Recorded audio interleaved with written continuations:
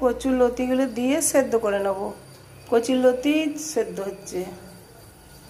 লঙ্কা, কালো জিরে, মৌরি, কাঁচা লঙ্কা, কচুর লতি, পরিমাণ মতো হলুদ, লবণ পরিমাণ মতো।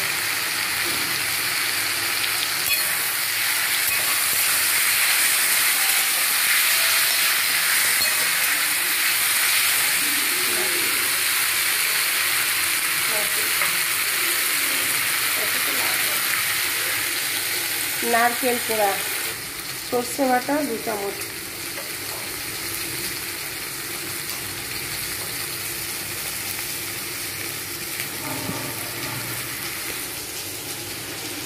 চিনি, সর্ষে বাটা, নারকেল কোড়া।